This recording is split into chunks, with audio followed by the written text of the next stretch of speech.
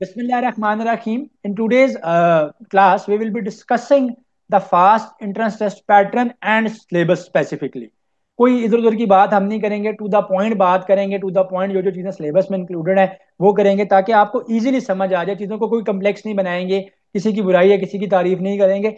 सीधी जो बात है ना कि फास्ट के सिलेबस में क्या क्या चीज़ें इंक्लूडेड हैं, पैटर्न क्या है और उनको कैसे प्रिपेयर करना है, ये चीज़ें आपने देखनी है इंशाल्लाह। तो हम इसको कंटिन्यू करते हैं, आज के लेक्चर की तरफ आते हैं। तो एक बात तो याद रखें कि all the students will be applying in the business programs. ये जिसमें आपका बीबीए का प्रोग्राम है, अकाउंटिंग एंड फाइनेंस का प्रोग्राम है, फिनटेक का प्रोग्राम है, एनालिटिक्स का प्रोग्राम है। तो इनके अंदर आपके पास जो है पेपर पैटर्न है उसमें 10% जो है आपके पास इंग्लिश होगी, 15% मार्क आपके पास मार्क्स जो है एसे राइटिंग के, 20% आपके पास एनालिटिकल आईक्यू स्किल्स हैं एंड 50% आपके पास बेसिक मैथमेटिक्स है। तो क्योंकि हम अंडर ग्रेड प्रोग्राम्स की आज बात कर रहे हैं कि अंडर ग्रेड प्रोग्राम्स में क्या क्या चीज़ें हैं और किस तरह से चीज़ें हैं, तो जो जितने भी प्रोग्राम्स आपके बीबीए के हैं, एनालिटिक्स के हैं, फिनटेक के हैं, अकाउंटिंग एंड फाइनेंस के हैं, तो 10% English, 15% essay writing, analytical skills, IQ and basic mathematics होगा। ठीक है। अब हम पहले बात कर लेते हैं कि जो सीएस की फील्ड्स हैं, कंप्यूटिंग साइंसेज की फील्ड है जिनमें एआई है, उसके अलावा इंजीनियरिंग की जितनी फील्ड्स हैं, आपके पास डेटा साइंसेज है, आपके पास जो है बाकी जो फील्ड कंप्यूटिंग साइंसेस हैं, खुद सीएस की फील्ड है, इन सब का पैटर्न क्या है, तो इसमें भी इंग्लिश 10% है, एसे राइटिंग इनमें कोई भी नहीं है, 20% एनालिटिकल स्किल्स है, इनके एनालिटिकल स्किल्स की वेटेज इनसे कम है। ठीक है, तो ये 20% पे है, बेसिक मैथमेटिक्स 20% है एंड एडवांस मैथमेटिक्स 50% है। लास्ट 2-3 ईयर से फास्ट ने फिजिक्स को जो है वो स्किप कर दिया है। पहले फिजिक्स भी इंक्लूड होती थी, अब फास्ट के जो सीएस और इंजीनियरिंग के टेस्ट हैं, there is no more physics included in them. So physics जो है वो खत्म हो चुकी है, तो 50% एडवांस मैथमेटिक्स है। तो अब हम चलते हैं कि क्या सिलेबस है और क्या चीजें हैं जिनको हमने कवर अप करना है। तो इंग्लिश क्योंकि सबकी कॉमन है फॉर ऑल द स्ट्रीम, चाहे वो सीएस इंजीनियरिंग की स्ट्रीम्स हैं, चाहे वो बिजनेस की स्ट्रीम्स हैं।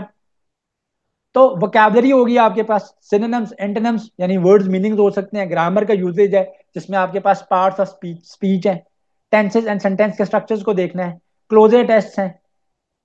ठीक है। क्लोजर टेस्ट क्या होता है कि आपने correct form of verb insert करना होता है, यानी वही बात के सब्जेक्ट वर्ब एग्रीमेंट को देखना है। सेंटेंस करेक्शन है, समटाइम्स आपने आपके पास एमसीक्यू में पूछा जाता है कि जी इसमें से करेक्ट सेंटेंस कौन सा, आप उसको चूज करो। समटाइम्स क्या होता है कि सेंटेंस में डिफरेंट पार्ट्स में स्प्लिट अप हुआ हुआ होता है, आपने बताना होता है कि मिस्टेक जो है वो किस पार्ट में है। एंड समटाइम्स आपने करेक्ट वर्ड से या स्पेसिफिक वर्ड से आपने जो है ना ब्लैंक्स को फिल अप करना होता है। कॉम्प्रीहेंशन का इसमें शॉर्ट पैसेज होता है, बहुत कोई लेंथी पैसेज नहीं होता इन द फास्ट का एंट्रेंस टेस्ट, अनलाइक जैसे एल कैट के अंदर होता है, लम्स के टेस्ट के अंदर होता है, क्योंकि स्पेसिफिकली उस कॉम्प्रीहेंशन से एक ही क्वेश्चन पूछा जा रहा होता है। तो यस, वोकैबलरी आपको आनी चाहिए, डिफिकल्टी उसकी थोड़ी सी हो सकती है, बट आपका जो कॉम्प्रीहेंशन का पैरा अगर होगा तो शॉर्ट होगा, बहुत ज्यादा लेंथी नहीं होगा, क्योंकि उसमें से ही डेडली क्वेश्चन जो है वो पूछा गया होगा। बाकी इसके अंदर यस, एक्टिव पैसिव से रिलेटेड चीजें समटाइम्स आ सकती हैं, नरेशन से रिलेटेड आ सकती हैं, लेकिन डिफिकल्टी लेवल जो है ना इंग्लिश का, मैं आपको पहले बता दूं कि मीडियोकर होगा, तो सुपर इजी नहीं होगा। बिकॉज आई हैव सीन के कुछ यूनिवर्सिटी जो है ना वहाँ पे इंग्लिश में बहुत ज्यादा सुपर इजी चीजें हैं। तो कॉमन है इंग्लिश का सिलेबस, मैं मानता हूँ बहुत सारी यूनिवर्सिटीज का आपको ऐसे ही लगेगा कि भी इंग्लिश का सिलेबस तो वैसा ही है हमारा फास्ट के लिए, बट इसमें थोड़ा सा डिफिकल्टी लेवल मीडियोकर है, बहुत ज्यादा ईजी नहीं है। और मैंने आपको बताया कि सेंटेंसेस की करेक्शन भी है, उसमें कहाँ पे मिस्टेक है उसको पॉइंट आउट करना है। Synonyms, antonyms and synonyms antonyms sometime directly भी पूछे होते हैं, समटाइम्स वो यूजेज के हवाले से पूछे हुए होते हैं, पार्ट्स ऑफ स्पीचेस हैं, एंड उसके अलावा कॉम्प्रीहेंशन के पैराग्राफ्स हैं। तो इंग्लिश तो ईजी है। अच्छा, अब एसे राइटिंग क्योंकि सिर्फ उन स्टूडेंट्स के लिए जो कि बीबीए में अप्लाई कर रहे हैं या बिजनेस की बाकी फील्ड्स में जिसमें फिनटेक है, बिजनेस एनालिटिक्स है, अकाउंटिंग एंड फाइनेंस है, वहां पे अप्लाई कर रहे हैं, तो ऐसे राइटिंग है उनकी और उसकी 15% वेटेज है। एक बात जो कि मैंने आपको पहले भी बताई हुई है कि फास्ट का टेस्ट जो है वो कंप्यूटर बेस्ड टेस्ट होता है, तो ये बात आपने याद रखनी है कि इसके अंदर यस, फिर भी ये जो बिजनेस की फील्ड्स हैं या बिजनेस रिलेटेड बाकी फील्ड्स हैं उनमें 15% वेटेज है ऐसे राइटिंग की। तो मैं स्ट्रक्चर बताता हूँ आपको कि ऐसे आपने कैसे राइट डाउन करना है और कैसे आप उसकी प्रैक्टिस कर सकते हो अपने एंड के ऊपर। एंड दिस इज कॉमन बाकी यूनिवर्सिटीज में भी, जैसे आईओबीएम अपने इंटरव्यू से पहले जो है वो ऐसे कंडक्ट करती है आपसे, सिमिलरली ये सबका सेम है। एंड टॉपिक्स क्या होते हैं ऐसे राइटिंग के अंदर, यूजली जो है ना आपके पास जो टॉपिक होगा वो ओपिनियन बेस्ड होगा। ये बात आपने याद रखनी है कि फास्ट के जो प्रीवियस मेरे स्टूडेंट्स रहे पिछले 12-15 साल से, जब से मैं पढ़ा रहा हूँ, तो मैंने तब से ही नोटिस किया, जब से ऐसे राइटिंग थी, पहले भी थी जब, और अभी भी है, तो ओपिनियन बेस्ड एसेस होते हैं। ठीक है, कई आप क्या समझते हैं कि ये टेक्नोलॉजी यूजेज जो है वो स्टूडेंट्स को जो है वो बेनिफिट दे रहा है, या उनका लॉन्गर टर्म जो है वो उनके लिए वो जो है वो नुकसान का बायस बन रहा है। इस तरह का ऐसे था लास्ट टाइम में कुछ स्टूडेंट्स का, कि ओपिनियन बेस्ड टेस्ट्स होते हैं आपके पास। ठीक है। और डेफिनेटली ऐसा है कि बहुत से स्टूडेंट्स क्या करते हैं, एआई से अपनी असाइनमेंट्स वगैरह तो बना लेते हैं, एंड जब सेमेस्टर का एंड आता है, जब ईयर का एंड आता है, तो एग्जाम्स में वो एक्सेल नहीं कर पाते, क्योंकि उस टाइम सारा कुछ तो जो अपनी असाइनमेंट्स हैं, वर्कशीट्स हैं, वो एआई से, टेक्नोलॉजी की हेल्प से वो बना रहे हैं, एंड खुद उनको चीज़ें आती नहीं है। तो इस तरह की ओपिनियन बेस्ड चीज़ें थी। ठीक है। तो ओपिनियन बेस्ड चीजें होती हैं, यूजली टेक्नोलॉजी रिलेटेड होती हैं, एजुकेशन रिलेटेड होती हैं, साइंस रिलेटेड होती हैं, सम टाइम कोई इन्वायरमेंटल इशू होता है, कोई पॉलिटिकल इशू, कोई हिस्ट्री रिलेटेड चीजें, कोई इस तरह का ऐसे नहीं होता। सो टेक्नोलॉजी रिलेटेड हो सकता है, एजुकेशन रिलेटेड हो सकता है, साइंस रिलेटेड हो सकता है, साइंस की एप्लीकेशन रिलेटेड हो सकता है। ठीक है। बहुत अगर होगा तो सम टाइम्स वो ओपिनियन जो होगा वो आपका किसी एक जेनेरिक टॉपिक के ऊपर हो सकता है, कोई पॉलिटिकल टॉपिक को हिस्ट्री बेस्ड चीजें इसमें नहीं होंगी। लेकिन ऐसे जो मोस्टली आता है आपके पेपर में, वो ओपिनियन बेस्ड होता है, कि आपने बताना होता है कि उसमें क्या आपका थोड़ा सा क्या है। तो मैंने बता दिया, बिजनेस एंड इकोनॉमी है, एजुकेशन टेक्नोलॉजी है, यूथ एंड सोशल इश्यूज हैं। तो इस तरह की चीजें होंगी आपके पास। तो आपने ऐसे को पैराग्राफ की फॉर्म्स में रखना है। पहले जो आपके पास ऐसे जिस टॉपिक पे है, उसका आप बेसिक सेंट्रो दे दें, फिर बॉडी पैराग्राफ पे आ जाएं, फिर आप कंक्लूजन पे आ जाएं। तो ग्रामर एंड वोकैबुलरी का यूजेज करेक्ट होना चाहिए, क्लैरिटी होनी चाहिए, कोहेरेंस एंड आर्गुमेंटेशन होनी चाहिए आपकी, कि आपके थॉट्स में क्लैरिटी हो, फिर कोहेरेंस हो, कनेक्टिविटी हो, कि एक बात जो पिछले सेंटेंस में है, अगर वो कंप्लीट हुई तो नेक्स्ट सेंटेंस में पहले उस बात को करें, फिर आप नेक्स्ट बात पे गए, और फिर आप अपने आर्ग्यूमेंट्स दें, वैलिड आर्ग्यूमेंट्स दें। अगर कोई आपको फैक्ट्स एंड फिगर्स पता है तो आप उनको वैलिड वैलिड ऐड करें। तो इसके ऊपर मैं एक डिटेल लेक्चर आगे बता दूंगा इंशाल्लाह, कि जिसके अंदर मैं आपको बता दूंगा कि ऐसे राइटिंग जो है ना वो कैसे करनी है आपने फास्ट के लिए। तो अभी क्योंकि मैं सिलेबस डिस्कस कर रहा हूँ तो आगे चलते हैं। अब हम बात करते हैं एनालिटिकल स्किल्स के ऊपर, या जो हमारा आईक्यू का सेक्शन है। तो बीबीए के प्रोग्राम जितने भी बिजनेस के प्रोग्राम है 25% है, सीएस इंजीनियरिंग के प्रोग्राम में जो 20% है, इवन जो मास्टर्स के प्रोग्राम है उनमें भी एनालिटिकल स्किल्स का सिलेबस यही है। तो लॉजिकल रीजनिंग होगी, स्टेटमेंट गिवन होती है, आपने कंक्लूजन उससे निकालना है कि भाई इस बात का क्या मतलब है। ठीक है जी। ये चीजें होंगी आपके पास। फिर कॉज एंड इफेक्ट बेस्ड भी वो चीजें हो सकती हैं लॉजिकल रीजनिंग में। ठीक है। कॉज एंड इफेक्ट बेस्ड चीजें भी हो सकती हैं। Show cause and effect based चीजों के अंदर क्या होगा, कि आपके पास एक सिनेरियो गिवन है, उसके अंदर डिफरेंट सिचुएशन गिवन है, कि जी फिर आपने उन कंडीशंस के मुताबिक बताना है कि अगर ये काम होगा तो ऐसे होगा, अगर ये इस तरह का काम है तो इस तरह से होगा। तो ये चीजें होंगी आपके पास। ठीक है। अच्छा, फिर हमारे पास एक चीज मैं यहाँ पे स्किप कर गया, सोलोगिज्म। सोलोगिज्म क्या होता है, कि ये भी डिडक्टिव रीजनिंग की एक टाइप है। ठीक है। डिडक्टिव रीजनिंग की एक टाइप होती है। तो ऊपर जो स्टेटमेंट गिवन है उससे आपने डिडक्शन निकालनी है, आपने डिड्यूस करना है, इंड्यूस करना है कि इस बात का क्या मतलब बनता है। लॉजिकल आर्गुमेंट है, जिसमें एक प्रीमाइस होता है, फिर उससे आप कंक्लूजन निकालते हो, कि जो सिचुएशन गिवन है उससे आप कंक्लूजन निकालते हो। उसमें समटाइम्स मेजर प्रेमिसेस होता है और समटाइम्स माइनर प्रेमिसेस इंक्लूडेड होता है। एक जेनेरिक स्टेटमेंट है और फिर एक साथ उसके स्पेसिफिक स्टेटमेंट इंक्लूडेड है। तो ये मैं आपको आगे एक्सरसाइजेज में इंशाल्लाह सॉल्व करवाऊंगा, तो आपको पता चल जाएगा कि क्या है क्या नहीं है। फिर पैटर्न रिकग्निशन भी हो सकते हैं, और नंबर सीरीज भी हो सकती हैं, अल्फान्यूमेरिक सीरीज भी हो सकती हैं, दोनों हो सकती हैं। फिर पजल सॉल्विंग अगेन, ये सिमिलर वही चीजें। कोडिंग डिकोडिंग आ सकती है आपके पास, कि अगर स्पेसिफिक वर्ड का ये कोड है तो स्पेसिफिक वर्ड का क्या कोड होगा। ब्लड रिलेशनशिप के क्वेश्चन हो सकते हैं, डायरेक्शन के क्वेश्चन हो सकते हैं, और द ऑड वन आउट को निकालने के क्वेश्चन हो सकते हैं। ठीक है। तो ऑड वन आउट के को निकालने के क्वेश्चन हो सकते हैं। तो ऑड वन आउट से याद आया कि यहाँ पे मैं एक चीज बताना भूल गया हूँ, कि नॉलेजेस भी होती हैं, ग्रामर यूजेज में ही आ जाती है ना। ये इंग्लिश की बात कर रहा हूँ मैं, इंग्लिश में। तो नॉलेजेस भी इंक्लूडेड होती हैं। ठीक है। तो ये चीज़ है। तो ये था हमारा इंग्लिश का सिलेबस। फिर हमने देखा कि ऐसे राइटिंग की क्या वेटेज है, और ऐसे राइटिंग फिर बता रहा हूँ कि सिर्फ बिजनेस के स्टूडेंट्स के लिए है, एंड जो बिजनेस रिलेटेड फील्ड्स के अंदर अप्लाई कर रहे हैं, फिनटेक है, अकाउंटिंग एंड फाइनेंस है, बिजनेस एनालिटिक्स है। एनालिटिकल स्किल्स की अगर हम बात करते हैं तो उस, और आईक्यू की बात करते हैं, तो उसमें बीबीए में 25% था, और सीएस इंजीनियरिंग में 20% है। इसका सिलेबस भी बता दिया। तो टू द पॉइंट, सीधी सीधी बात बता दी। अब बेसिक मैथमेटिक्स जो है ना, सीएस इंजीनियरिंग वालों का भी आएगा, उनका एडवांस भी आएगा और बेसिक भी आएगा। बीबीए में जो स्टूडेंट्स, जब फिर बिजनेस की बाकी फील्ड में जो स्टूडेंट्स अप्लाई करें, सिर्फ बेसिक मैथ्स आना है। सो बेसिक मैथ्स का अगर मैं जेनेरिक बात करूं तो जो सारा बिजकैट का सिलेबस है ना, जो मैंने नर्स के लिए भी आप लोगों को करवाया हुआ है, ठीक है, बी कैट जिसको कहता हूं मैं, तो बी कैट का सारा सिलेबस ही एक तरह से इंक्लूडेड है। बट कुछ चीजें स्पेसिफिकली हैं जो बाकी यूनिवर्सिटीज में नहीं है, वो फास्ट में होती है, नस्ट में होती है, केएसबीएल वगैरह में समटाइम्स इंक्लूड होती है, क्योंकि ये थोड़ा सा सैट ओरिएंटेड रखते हैं अपनी चीजों को। ठीक है। तो अरिथमेटिक अरिथमेटिक तो कैलकुलेशंस आएंगी आएंगी। ठीक है। तो उसमें से परसेंटेजेस हैं, रेशोज हैं, एवरेजेस हैं। अब ये स्ट्रेट फॉरवर्ड भी पूछे हो सकते हैं, वर्ड प्रॉब्लम्स की फॉर्म में भी पूछे हो सकते हैं। Profit and loss and discount, time, speed, distance की कैलकुलेशन, टाइम एंड वर्क की कैलकुलेशन। वो अक्सर क्वेश्चन मैं आपको करवाते रहता हूँ ना, रेट ऑफ चेंज के, जो मैंने नीचे इसलिए सेपरेट मेंशन किए हैं। कितने लोग अगर इतने दिनों में ये काम कर रहे हैं, तो कितने लोग कितने दिनों में ये काम करेंगे। ठीक है। तो ये वर्क वाले क्वेश्चंस। फिर पाइप्स वाले क्वेश्चंस, जो भी रिसेंटली भी लास्ट लेक्चर में भी मैंने आपको सॉल्व करवाए थे, कि इतने टाइम के अंदर एक पाइप जो है टैंक को फिलअप करा है, सेकंड पाइप इतने टाइम में टैंक को फिलअप करा है, तो कितना टाइम लगेगा टैंक को कम्प्लीटली फिलअप करने के लिए। ये फूड जो है या ये जो चीज़ है, जितने लोगों के लिए इनफ है, अब इतने लोग हो गए हैं, तो वो कितने टाइम के लिए इनफ होगी। तो रेट ऑफ चेंज के क्वेश्चन। फिर हमारे पास नंबर सिस्टम में बॉर्ड मैथ रूल्स की थमेटिक इक्वेशन है, फैक्टर्स हैं, मल्टीपल्स हैं, एचसीएफ एलसीएम की चीज़ों को यूज करना हो सकता है, फ्रैक्शन एंड डेसिमल्स की सॉल्विंग हो सकती है। फिर वर्ड प्रॉब्लम इन्हीं टॉपिक्स पे रिलेटेड होंगे। जो ऊपर वाले सारे टॉपिक्स हैं, इन्हीं को वर्ड प्रॉब्लम्स की फॉर्म में ही करेंगे। इसको आप इंग्लिश टू मैथ्स कहते हो। उनमें कोई मुश्किल नहीं होता। 12 मरतबा करवाए हुए हैं, इंशाल्लाह आगे भी सेशन में हम इसको कवर अप करते रहेंगे, ताकि आपका 100% ही हो जाए।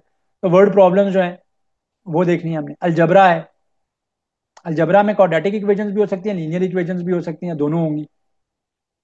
जो साइमल्टेनियस इक्वेशन है ना एक्स वाई की, वो भी हो सकती हैं। क्वाड्रेटिक इक्वेशन क्या होती है, पावर टू वाली।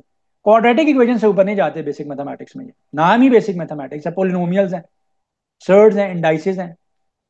ज्योमेट्रिक में बेसिक ज्योमेट्रिक फिगर्स, जिसमें ट्रायंगल, सर्कल्स हैं, पॉलीगॉन्स हैं, आपका कोऑर्डिनेटर्स हैं, जिसके अंदर स्केयर है, रेक्टेंगल वगैरह, उनके एरियाज, पेरीमीटर, सर्कमफ्रेंसेस, वॉल्यूम पूछे जा सकते हैं। क्यूब वगैरह का वॉल्यूम होता है, सिलेंडर का वॉल्यूम होता है। इससे ज्यादा ऊपर जाने की जरूरत नहीं है, क्योंकि स्ट्रेट फॉरवर्ड बात करेंगे ये क्या है क्या नहीं है, ताकि कंफ्यूजन ना हो। फिर कोऑर्डिनेट ज्योमेट्री की कुछ बेसिक चीजें हो सकती हैं, डिस्टेंस निकालना, जैसे डिस्टेंस फार्मूला की कैलकुलेशन है।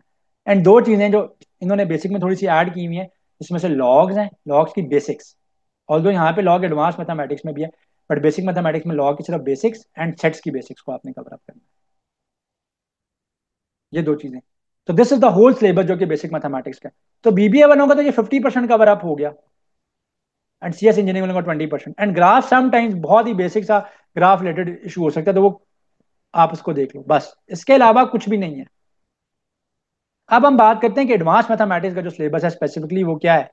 तो जो सीएस और इंजीनियरिंग में स्टूडेंट्स अप्लाई करेंगे, उनके पास 50% क्वेश्चन जो है वो एडवांस मैथमेटिक्स के होते हैं। एंड मैथमेटिक्स आपका फास्ट में एडमिशन करवाता है या निकालता है। रीजन क्या है कि फास्ट के टेस्ट में नेगेटिव मार्किंग भी है, मेरिट्स हाई हैं। ठीक है, ऑल्दो नेगेटिव मार्किंग 0.25 की, इनिकुलेट करने पे आपको +1 मार्क्स मिलता है, एंड गलत करने पे आपकी -0.25 होती है। तो ये चीज आपने याद रखनी है कि फास्ट कंप्यूटर बेस्ड टेस्ट में नेगेटिव मार्किंग है। राइट। तो जितनी भी कंप्यूटिंग और इंजीनियरिंग की फील्ड्स हैं, उनके लिए आपने क्या क्या देखना है, अलजबरा को अगेन देखना है, क्वाड्रेटिक इक्वेशंस हो सकती हैं, पोलिनोमियल्स हो सकते हैं, सर्ज एंड डाइसेस यहाँ पे भी इंक्लूड है। बट डिफिकल्टी लेवल ज्यादा होगा। अब आप कहेंगे ये बात तो आपने बेसिक मैथमेटिक्स में भी बताई, उन स्टूडेंट्स के लिए भी बताई, हमारे लिए भी बताई, अगर हमारा भी बेसिक मैथमेटिक्स तो है। तो डिफिकल्टी लेवल का बेटा यहाँ पे इशू है, इसकी डिफिकल्टी लेवल थोड़ी ज्यादा होगी।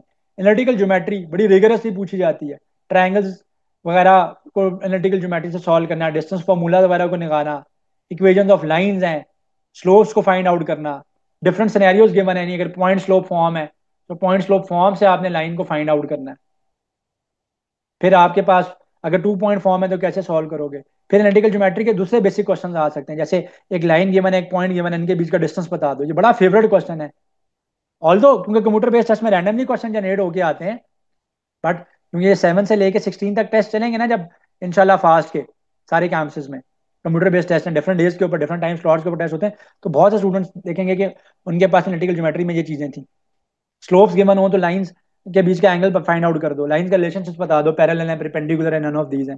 ये बड़ा फेवरेट है इनका, एनालिटिकल ज्योमेट्री बहुत फेवरेट है। एनालिटिकल ज्योमेट्री, कॉनिक्स, वेक्टर्स, ये भी बहुत ज्यादा आता है इनके एडवांस मैथमेटिक्स के अंदर।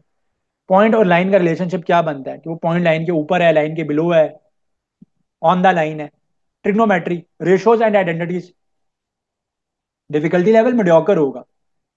तो मुश्किल चीजें नहीं होंगी, क्योंकि बहुत रिगरस से पूरे पूरे क्वेश्चन मेरे स्टूडेंट्स एफएससी से आ रहे हैं ना, और एफएससी के स्टूडेंट्स क्योंकि मैथमेटिक्स को डीप डाउन पढ़ते हैं, और हमें बताया कि वहां पे भी बहुत लेंथी क्वेश्चन, तो बहुत लेंथी क्वेश्चन नहीं होंगे।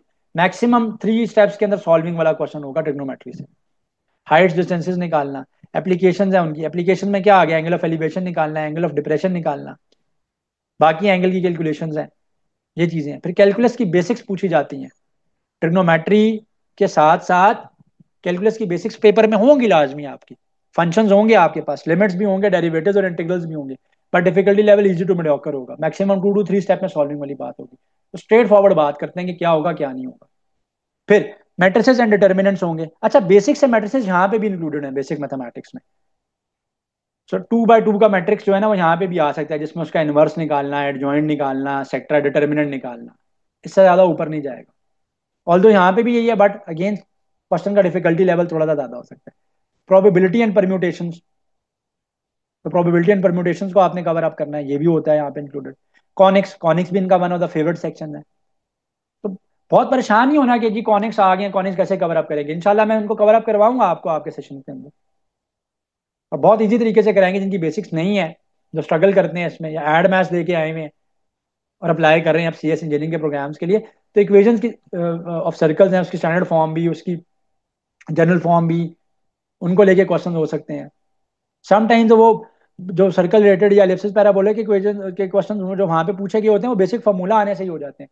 तो एलिप्स, हाइपरबोला, पैराबोला, इन चारों के अगर आप जो टेबल है फार्मूला से उनको कवर अप कर लेते हैं तो डायरेक्टली हो जाएगा। सेंट्रिसिटी निकालना बहुत दफा आता है, सेंट्रिसिटी को फाइंड आउट करना, तो सेंट्रिसिटी बहुत इनका जो है वो फेवरेट है, इवन नस्ट का फेवरेट है। अभी भी जो मेरे स्टूडेंट्स अपेयर हुए थे एनईटीज के अंदर, तो सेंट्रिसिटी वहां पे भी पूछी हुई थी। तो इंशाल्लाह इनको कवर अप करेंगे इस तरह से कि आपको डिफिकल्ट नहीं लगेगा। वेक्टर्स की भी फिर बीच में कुछ क्वेश्चन होते हैं, बेसिक्स होते हैं, लेकिन प्रोडक्ट निकालना, वो डॉट प्रोडक्ट हो सकती है, क्रॉस प्रोडक्ट हो सकती है, डिपेंडिंग अपॉन की क्वांटिटी क्या पूछी है। समटाइम स्ट्रेट फॉरवर्ड कहते थे कि इनका डॉट प्रोडक्ट निकाल दो, क्रॉस प्रोडक्ट निकाल दो। यूनिट वेक्टर्स की कैलकुलेशन होगी, वेक्टर्स की मदद से एंगल्स की कैलकुलेशन होगी। सो वेक्टर से एंगल्स की कैलकुलेशन, तो ये स्ट्रेट फॉरवर्ड सिलेबस है जो कि फास्ट के लिए है। अगर आप इस लेक्चर को क्लियरली समझ लेते हैं, देख लेते हैं, तो ना सिर्फ आपको पैटर्न रिवाइज हो जाएगा, बल्कि एक रोड मैप मिल जाएगा कि यार प्रिपेयर करना क्या है। कोई लंबी चौड़ी बात नहीं की इसमें, straight and to the point बातें हैं। इन चीज़ों को आप कवर अप कर सकते हैं। जो सेशन के स्टूडेंट्स हैं उनको इंशाल्लाह क्लासेस में कवर अप करवाएंगे। कुछ चीज़ें इंशाल्लाह उसकी यूट्यूब के ऊपर भी ऑलरेडी अपलोडेड हैं, आप उनको भी देख सकते हो, आगे भी अपलोड होती रहेंगी, आप उनको भी देख सकते हो। तो this was all related to जो कि सीएस इंजीनियरिंग एंड बिजनेस के जो प्रोग्राम्स हैं फास्ट के, उनका सिलेबस भी डिस्कस कर दिया, उनका पैटर्न भी बता दिया। पैटर्न तो स्ट्रेट फॉरवर्ड है, सामने दोबारा नजर आ रहा है आपको, आप वेबसाइट से भी देख सकते थे, लेकिन सिलेबस जो है वो स्ट्रेट फॉरवर्ड बता दिया। अब आपके पास एक रोड मैप आ गया, आपके पास आइडिया आ गया कि चीजें क्या कवर करनी है। अब आप इनको डिफरेंट बुक से कवर अप कर सकते हो, आप अपनी सैड की बुक से हेल्प आउट ले सकते हो, आप अपने जो एनटीएस की बुक्स हैं उनसे हेल्प आउट ले सकते हो, आप हमारे सेशंस को ज्वाइन कर सकते हो, आप हमारे यूट्यूब के चैनल के ऊपर से भी इन चीज़ों को देख सकते हो। तो इंशाल्लाह 100% जो है वो आपकी प्रिपरेशन जो है वो हो जाएगी। So this was all which was related to fast, कि फास्ट की कैसे प्रिपरेशन करनी है इंशाल्लाह।